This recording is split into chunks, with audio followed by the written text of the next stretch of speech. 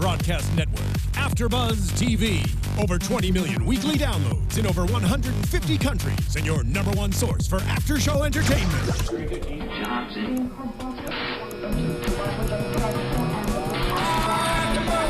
AfterBuzz TV, the destination for TV superfans, producing after-shows for over 300 of your favorite TV shows, interviewing celebrities and showrunners, and bringing you behind-the-scenes exclusives. All thanks to E! Entertainment's Maria Menounos, producer Kevin Undergaro, and internet leader Akamai. Now, let the buzz begin! Oh yeah, welcome ladies and gentlemen to Throwback Thursday here on AfterBuzz TV. We're throwing it back to the one and only The Prisoner, the 1960s allegory, spy genre, Western. We're going to find out what the hell this is. Crazy. With me, we have Steph Z. What's up? How's it going? And she can be found at I am Steph Z. Yes. I am not Steph Z. She is Steph Z. I am Steph Z. Please find me. Please, somebody find me. She's in the village. All those who wander are not lost. We have Meredith Placco. Hey everyone, you can find me at mplacco, Placko. That's right. That's my name, Placko. Until I change it. And we have quite the episode. It's called "The Girl Who Was Deaf." It's not deaf as in she can't hear anything. It's that she's killing people. Yeah, well, she's the physical embodiment of death. That's right. And we'll try to not be spoiler-filled, although we're only 2 episodes away from completing this journey that we've been on. So we'll reference the old episodes. We'll try to not get into Once Upon a Time and Fallout quite yet. If we slip up at some point, we apologize. Meredith and I have seen this multiple times. Steph C is new to this, and she's kind of getting to a point of, what am I in for? What is this? What is happening? Can we just jump into Steph's general thoughts on this? Let's do it. I mean, what's happening? You tell me. The thing is, it's an entertaining episode, sure. Completely different series. Like, what happened? Love the Princess Bride effect, though. I mean, that's pretty much what it was for me. Yeah. I was like, okay, I just saw the Prisoner, Princess Bride. I liked him as Sherlock. Yeah, I loved him. He's great. That's the cosplay episode. Yeah, he's cool and it's great and it's entertaining, but what it has to do with episodes in the past, they run out of ideas. Well, I mean, we know that he never wanted to do 17 episodes. They wanted him to do 26, right? And he was like, no way. Nope. So 17 is what they settled on. Is this why you guys like it so much? Because it does get so far-fetched? Well, like, did this add to your... After the next 2 episodes, will I get it and be like, that's brilliant? I'm not going to say if you're going to get it or not. I will say this. I look at The Prisoner No faith in me. 2... No, I'm kidding. Just... Not you, I'm just saying the world in general. Got it.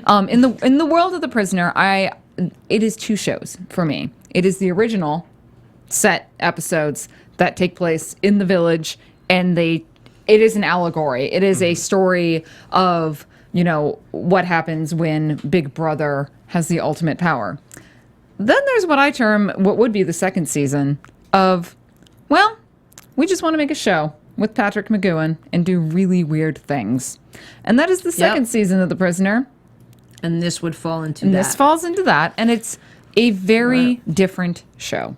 Well, some attribute to this as last FU to Mark Stein, right? In the sense that Mark Stein was the story editor for the last 2 episodes of Danger Man, and McGoohan he wanted to divorce himself so far from this that by kind of doing a parody of the spy genre, and we'll talk about the James Bond effect. You guys mentioned Sherlock Holmes, and obviously that's very prevalent. Right. But there's he has costuming the same as John Drake from Danger Man, and they used the backlots of Casino Royale, and they used, the car chase was the same, and various things were very much the same as Casino Royale, so much so that they wanted to make this a 90-minute telemovie, and Luke Grade, the head of ITV, is like, are you insane? No.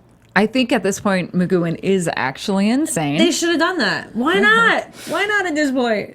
I mean, if you're going to do that, I get it. If you're going to do that. They should also do a full black and white, no audio episode. I think they pretty much did that. Almost. I mean, and part of it was they were making fun of all the, like, how many times, the backdrops, right, were the fake projections and things like that. So they were making fun of all these various things, and the fact that you had Napoleon, and because Peter Sellers plays not only Hitler, but he plays Napoleon so all these, like, they recycled the whole London bombing with the rocket. Everything's recycled. I mean, it was criticism on popular culture at the time. That's exactly what this episode is, and it's what most of Prisoner is criticism on one thing or another. Yeah. And Steph C, before we started the show, she said, she only likes intelligent things, and this was very much a McGoohan's FU to the spy genre is not an intellectual endeavor anymore for him.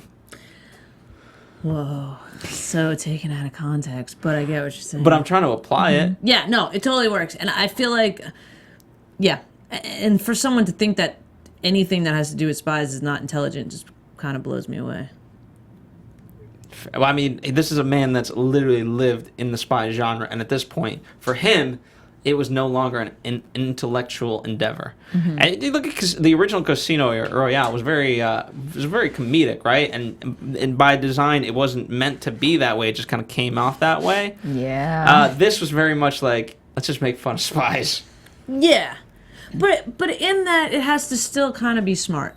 Because you didn't think it was smart? No, I think it was. That's what I'm saying. Like, in that, it still needs to be smart because of the fact that you can't make... Like, if you make fun of something that is smart in a unsmart way, it's not going to hit. Well, and they had all the tropes. They had the femme fatale. They had the disguises. They had... I mean, it was like... It's almost like a TV tropes play-by-play of the spy genre, Yeah, and this was originally supposed to air after Hammer into Anvil, which that would have been weird. But what's worse, the fact that it aired after Living in Harmony, which we went a completely different direction, or it would have been just okay. Now you split up the weird episodes. No, it works within the context it's been aired. I feel. Oh, see, that's interesting. I think that it would be. I'm curious as if we're going to have, quote unquote, a normal episode in the last two. So for me, if it would have been, I don't think I'd be sitting here being like, what is going on? I mean, I get what's going on, but I wouldn't be like, why the left turn? If it would have been this one and then the close the book and you get it. And then the next one, he's back in the village. And like, okay, that was just like, he was just babysitting or whatever he was doing. You know what I mean? And then it would have went back and forth. I think it would have made it not so bizarre in a way. Fair enough. No, to each their own. That's the beauty of the show. So we have opinions. She's like, I don't agree, but fine. But I'm like, but I respect your opinion. One of the things, so you talked about the comedic element and had it all. It had all the tropes, right? So, I love one of the tropes that they identified was that you need an idiotic villain. Yeah. The fact that you have Napoleon running around in a tower, I thought that was hysterical. Just in general. That was good. Couple of fun facts. I mentioned that the script was originally supposed to be 90 minutes. They did have, by the way, so many scenes that were just cut out. And again, people just looked at them like, this makes no sense story-wise. And financially, forget it. Right. So when they're at the carnival, originally it was supposed to be a backdrop to a greater thing where it becomes the jungle, and they're going through the jungle, and then they have the car, like all these things that were supposed to happen, and people looked at them, and they really just couldn't justify that one. So that one definitely was cut. Wow. So interesting. Other than that, I mean, the book that he's reading out of is Oldman's Encyclopedia for Children, which is apparently a real book. I did not know about this book. You should own that book, I feel. Yeah, I'm surprised you haven't read it, Phil. I mean, it just sounds so like weirdly awesome. Yeah. Weirdly, what's the term? Like corporate and so like encyclopedia for children. Like that doesn't sound fun at all for children. Sounds like Scientology. Yeah, it does. It sounds fantastic. I think you should read it for us.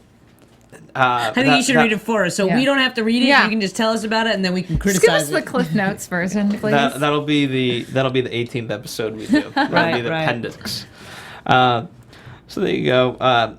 So I guess for the most part, let's kind of get into it. That's the only way I know how to really break this episode down. Yeah, I mean, So- it opens with a cricket match Yeah. and a bomb And a because we actually have big exciting things happening. Right, but again, the smarts comes in where McGoohan keeps outsmarting. Like, he knows. He's in the know. He outsmarts that he then is going to get the ball that was, the switcheroony. There's a lot of switcheroonies that happen. You have the watch in previous episodes, the ball now. Then, when he gets the bar scene, and, not to jump around that much, but the bar scene where he's drinking and, he sees the message on the bottom of his drink, and then it alludes to the fact that he is going to throw up to try and get this poison out of him. So he is in the know. Yeah. Like, it's making fun of the spies, but in the same sense, he's still in the know enough to know what's happening. Yeah, if that makes sense. It's all the players around him that I feel are making fun of the genre where he is like the one constant Yes. in it. But speaking of the message, it was in Alberta's font, which is the village type font. I love you for knowing that. That's amazing. That's why I have books. Yeah. That's why I have books. It's such a good quote. Let's see. So let's get back to after the cricket match, for me it's like very Inspector Gadget style. Obviously it's parroting, Inspector Gadget hasn't kind of been, but you get the whole let's receive a message, and Inspector Gadget would be like always something blowing up. I mean, again, it's just that typical thing. And For me, that's funny you say that. That's totally rings true. I didn't think about that. And for me, I always felt like I was almost on a scavenger hunt. yeah, It was like one clue leads to the next clue, leads to the next thing. Where are we going? What's going is to be that a metaphor next? for life? Yeah. Yes. It was very much a farce. This is totally his life happening again. He's killing off the bad things that he doesn't trust in his life. But I think it's anyone's life. We all go after our, we all have motives for doing something, even if they're not necessarily apparent, and eventually we die. It is And really, that's the girl who was death. She killed us all. Wow.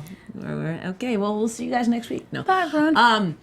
Yeah, that is a good parallel between a scavenger hunt and life. And it's apparent in this one where sometimes putting that stuff really in your face by showing the clues, but it is really how we as humans, we get clues from how things occur in our life, and that's how we then redirect to something else, even though it's not a blatant, now go here.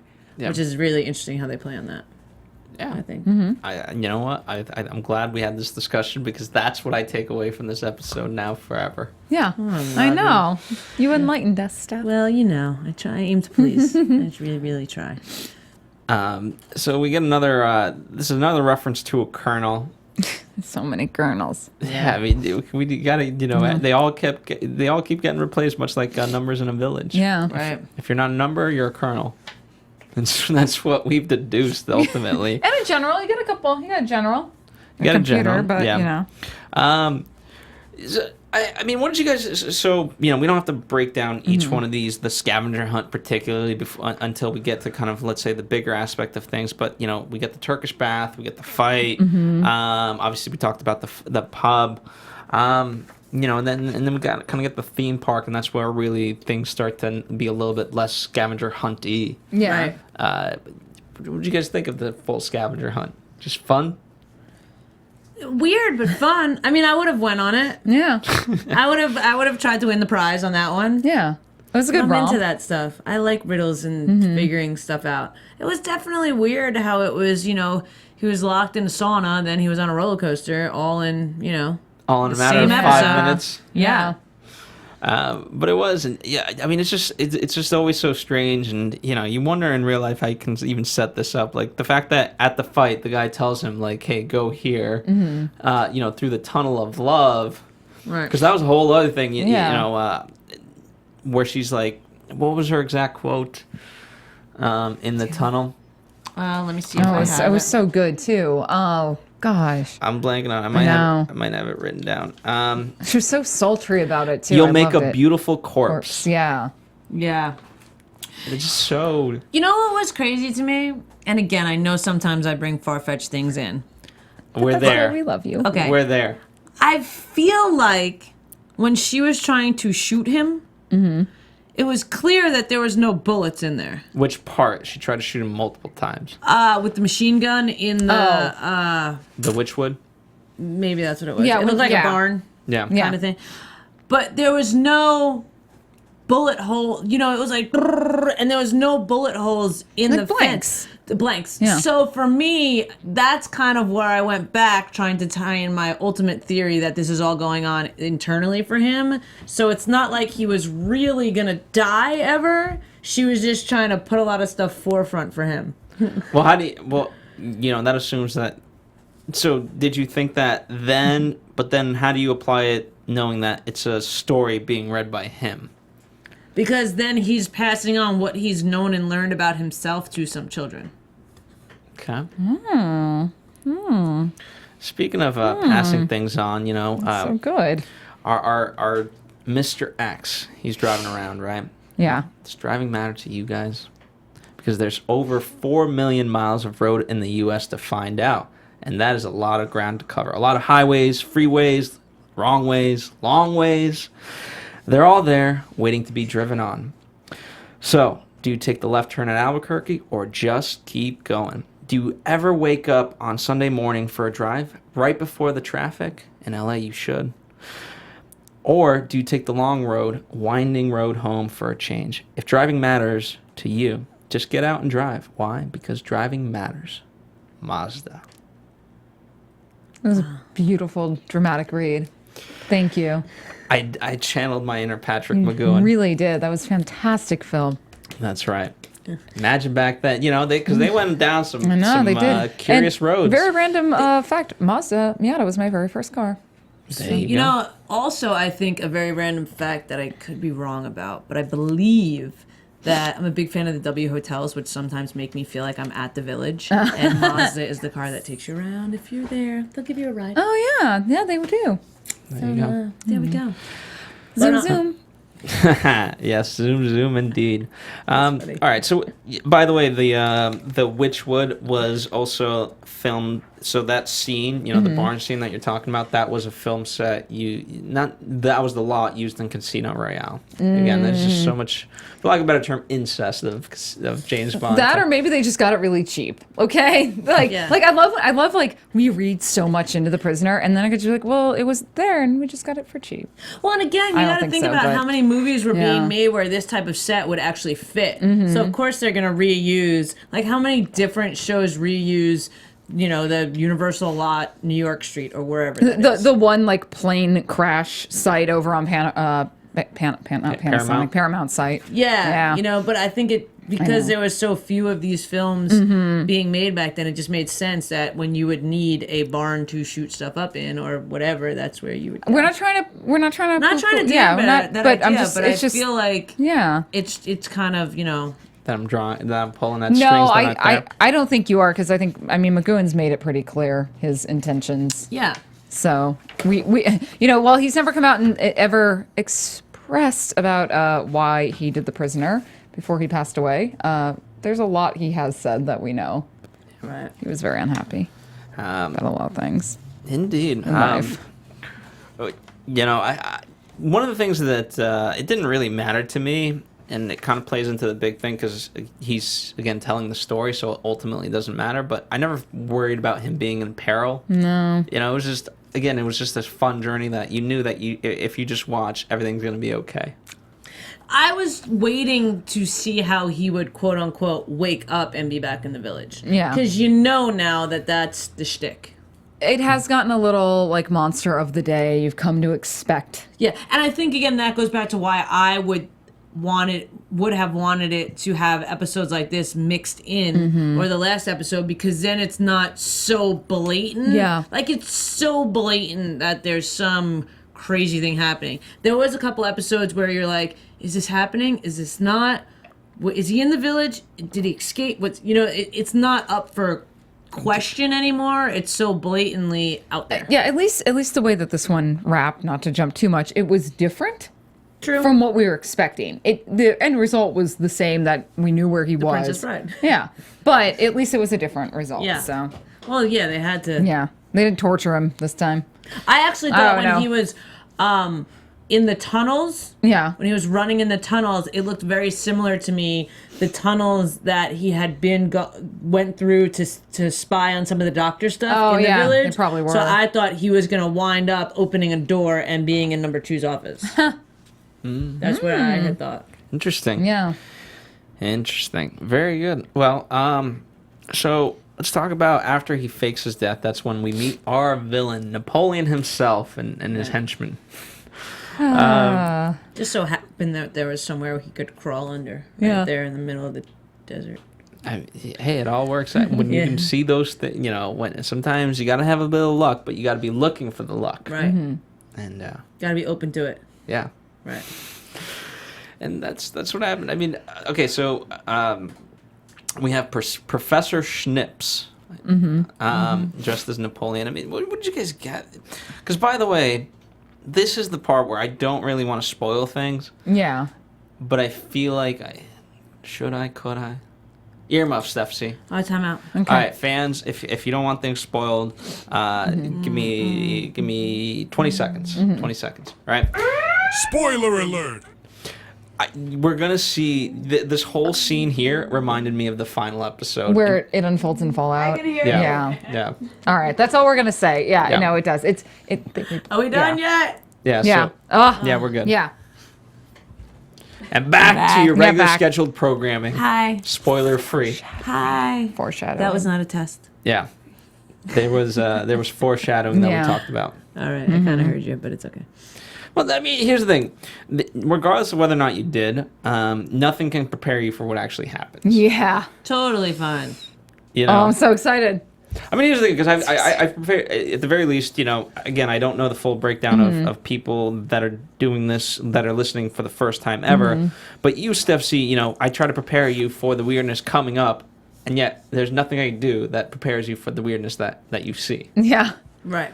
So, I like that though. yeah. I like watching it, being like, like the first time I watched the first episode that didn't. Although this episode had an intro.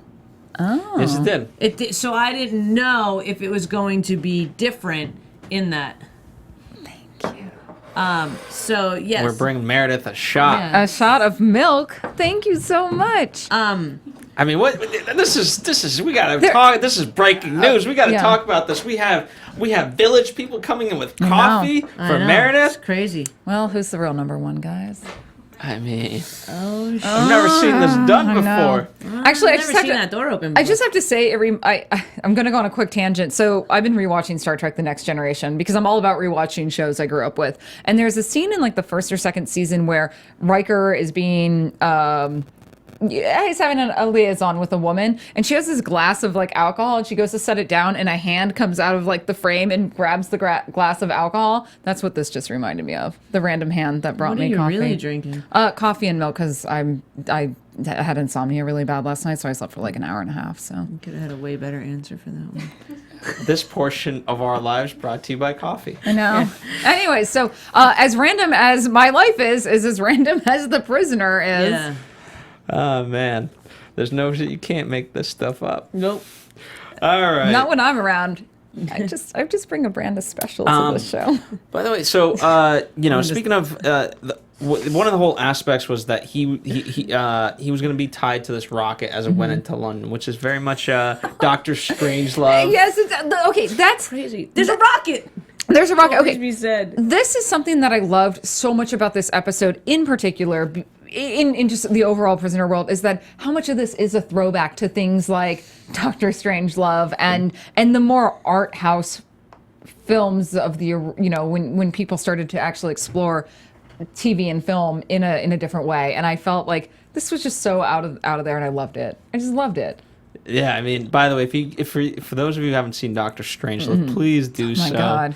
It's just brilliant, and You know what you just made me think about? Maybe this plays and maybe it doesn't, but I kind of think it does.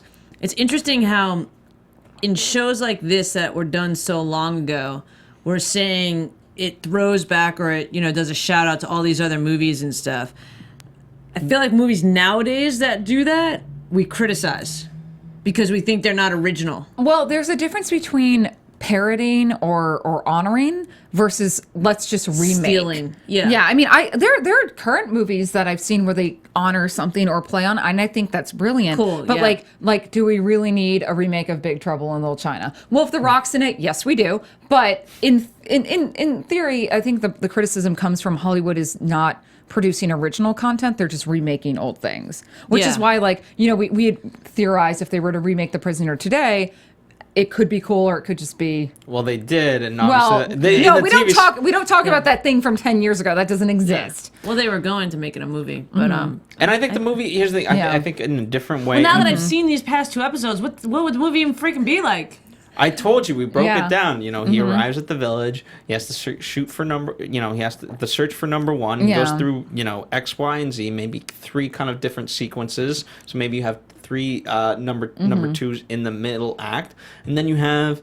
However, the biggest challenge will be to interpret what the finale is going to be, and then put that in The film problem form. is, if they did it nowadays, it wouldn't be smart. It wouldn't be fun. It would be an action thriller. It'd probably star some big name Hollywood person, and it would just be by the book, and it wouldn't be as It would good still or weird translate as like James this. Bond. You need something. I mean, I look at something. Right, Kingsman uses every cliche Yeah. you can, but it spins it on its head. It's true, and and it's original yeah. in that way. And I in love many it. ways, the Kingsman, like who did Kingsman, that director could do a prisoner thing. Where as much as I love the new James Bond films, I would not want a prisoner James No, Bond. I would no, like no, to see no. a Danger Man redone moderny in a James Bond world, but not prisoner. But would it be a Western? No, that's Yes. not Danger Man. No, I'm saying For that, we prisoner. have Yeah. I'm saying Clint prisoner. Eastwood. Would prisoner be a Western? It'd be It a was space joke. western. It'd be set actually Space 200 Western. years from now. Steampunk space Don't Western. even say That that, was word around Jupiter me. Ascending.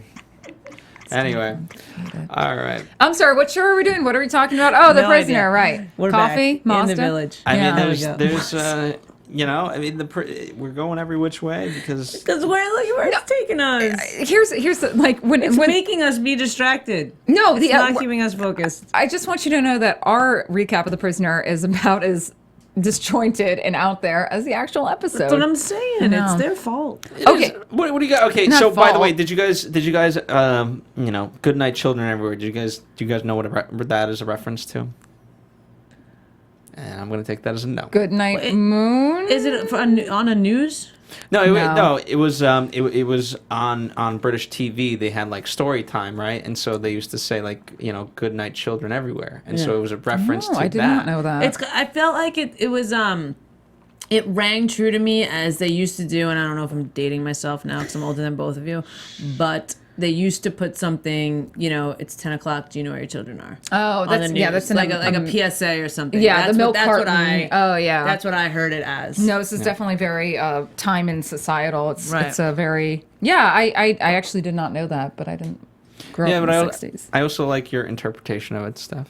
Do you know thanks. where your children are? And apparently they're safe with number 6. But Yeah. you know what? But the way he did it, it did turn that quote on itself because it's the I'm watching you. It was like I know where you are. Good night, good night, children everywhere. It's like I'm watching you. Number 2. Yeah, it was a little bit creepy. It was.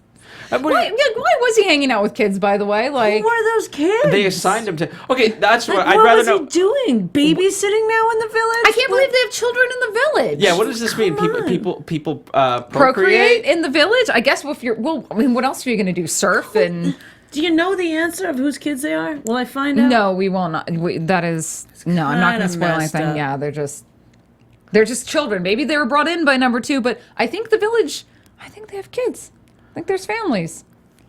I mean, yeah, I think people just procreate, and these are the kids. Because and- or do you think they brought in people and just took their kids? Like, Crazy. what if it's like a woman with a young child and they're like, well, we can't orphan the kid, so they bring the kid into the village? I mean, it could be that. what's up, government? That's so many. Or are they all actors? Like my theory is Whoa. that everyone in the village except for number 6 is playing a part. That's always been my theory. They're not all there in the same reason that number 6 is there. It's a very Truman Show-esque situation. Interesting. That's just always been my takeaway. All right. And yeah, I mean that's certainly a way of looking at it. But that would, based off of everything in the allegory, then we're all in the Truman Show. Yes, in fact, the Truman Show was based off I the used to prisoner. think that. I used to think, and I know this is kind of tangent, but not. But do you know the Sims game? Yes. Yes. Like we probably could just be the Sims game for We're some Mojo other World planet. for another planet. That's an X-Men reference. Here's Just saying. you guys will laugh, but in terms of the greater kind of scheme of things and kind of the way Prisoner has portrayed it, there's lack of control everywhere, and who's ultimately in control.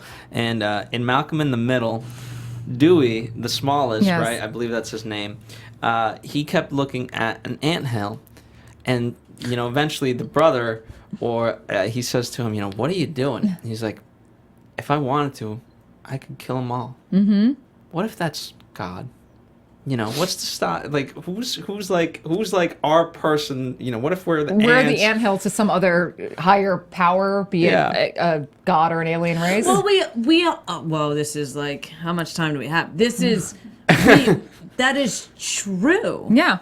And I mean, like, God to everyone means their own thing, so I'm not trying to play the religion card, because We're not getting into that. We all might have different views Yeah. on that, but there definitely is, like, we are ants to other, like, we're not alone, dude. We're just not. Even to rein it in a little bit, we are ants to some other higher power. We, and Mother Nature. To Mother Look Nature, at to Mother the Nature. government, When she to gets something. pissed, like, no matter how much money you have, Yeah. no matter how much land you own, no matter who you are, Here's what I will Mother say. Nature trumps it. But even take all. it down to a micro scale, like people who work for a corporation are at the whim of a single CEO or a corporation of people that can just hire and fire people at their whim. They Here's can, the Right, thing, but I- sometimes the CEOs, like, look at the Enron and all that stuff. Sometimes the higher ups are the ones that get screwed. but I'm just saying, everyone is still a microcosm to a greater Here's what I will macro. say that, right? right, but the one bigger microcosm. I agree with stuff because that stuff, that's human self-imposed, right? Yeah. And the greatest narcissism of human beings is the fact that and so timely with like Jurassic World just came out. God. So if I had to put a timestamp on it right now, we're in June 2015 and Jurassic World just came out. And the point being that we all think that the world's going to end. We're going to cause global climate and all of this. And guess what? The world has lived. And it will continue to live without human beings. It'll actually live better. So we will great. We kill all of ourselves with Yeah. global warming. It'll be fine. It'll adjust. No, I think Neil deGrasse Tyson recently came out and said that the world's going to end when the sun explodes in like 5 billion years or something. There we go. There's We a got- tweet about it. Cosmos. What was that show I did? Cosmos? Yeah, but he just tweeted about it recently. Sweet. So there you have it. Yeah, there we go. talked. Alrighty. Yeah, I think we've Well, come to our end. another uplifting episode here at The Prisoner of, Spills Feedback at its finest. I just want to thank everyone who stuck with us the entire time, and it's really nice of you guys. Well, yeah, I mean, it's what I mean. It is somewhat of a bleak view, but I think no, just in general. I mean, that's The Prisoner, right? It's No, and the whole point is how do you discern meaning in anything, and you know what, you just do. Well, That's the message. Life That is is. empty and meaningless. the message is Until in the you meaning. create it. All right, The proof is in the pudding. the medium is the message. That's it. Thank you. That's the quote I was looking for. That's McLuhan. Which I came know. first, and we talked Yeah, about it. we Which came talked first, about it. McGoohan or McLuhan? Fluent, I know. That was good. The chicken. Thank you. All right, Egg. so that was the girl who was deaf, not hard of hearing, but actual Death, not death, Phil. Death. deaf. Death. Death. Duh. You gotta get Duh. that in there. Duh. Death. Not f. You two will make beautiful corpses, as will I. Thanks. So that was it. Of course, speaking of the fans, rate, comment, all that stuff. We really do appreciate it, and we're trying to keep this going. We're almost at the 45-year anniversary, not quite, Sweet. give or take.